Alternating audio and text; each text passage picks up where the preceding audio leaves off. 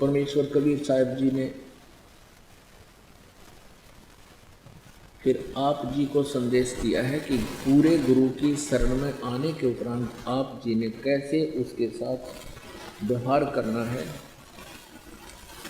और पूरे गुरु की क्या महिमा है, कितनी वैल्यू होती है पुण्यात्माओं परमात्मा के पाने में। ये जो हमारी रीति रिवाज हैं ये भी बाधक हैं। परमेश्वर ने कहा है कि मन कर धीर बांध ले रे बौरे और छोड़ दे न पछलों की रीत। अब जैसे कल या आज जैसे भी राखी का त्योहार था, रक्षाबंधन का त्योहार था, इस रक्षाबंधन की क्या आवश्यकता है, क्यों इसको हम मना रहे हैं? ये काल के चलाए हुए अपने इस टाइम पास करने की खातिर, टाइम वेस्ट करने के लिए और हमें पीड़ित रखने के लिए एक ये रीति बना रखी है। अपुणात्मा इस ज्ञान से परिचित होने के बाद हमारी आंखें खुल जाती हैं और जो समझदार बच्चे हैं वो इस बात को स्वीकार कर लेते हैं कि संत जो कहते हैं परमेश्वर का आदेश होता है, तो फिर वो स्वीकार कर लेते हैं, फिर वो समाज की नहीं मानते।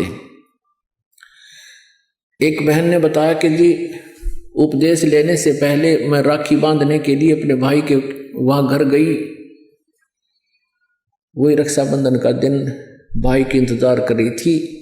दुर्घटना के अंदर भाई की मृत्यु होगी, उसका शव आया, टक्कर मार मार कर रो रही थी। अब रक्षाबंधन का उद्देश्य क्या है कि भाई राखी इसलिए बांधते हैं कि वो हमारी रक्षा करेगा। और भाई की रक्षा कौन करेगा? हमारा रक्षक कहते हैं, जो रक्षक है उसको हम भूल चुके हैं।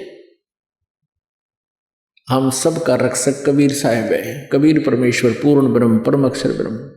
हम सब ने भाई और बहनों ने मिलकर परमेश्वर कबीर जी का रक्षाबंधन बांधना चाहिए, राखी, ताकि भाई और बहन दोनों का रक्षक हो जाए।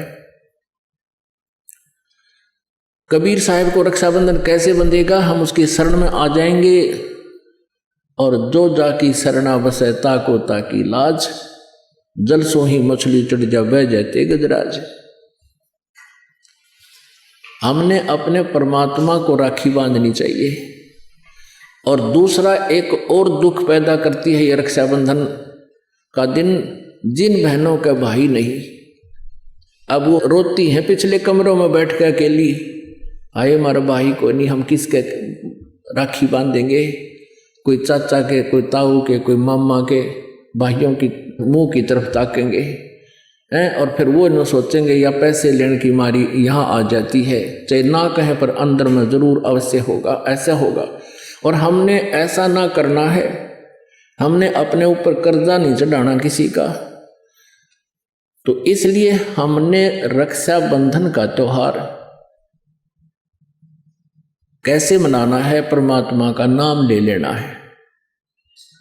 और फिर ये 10वां दिन यहाँ त्योहार होता है, सत्संग होता है, इसमें आकर के हमने इस परमात्मा के ज्ञान को सुनना है।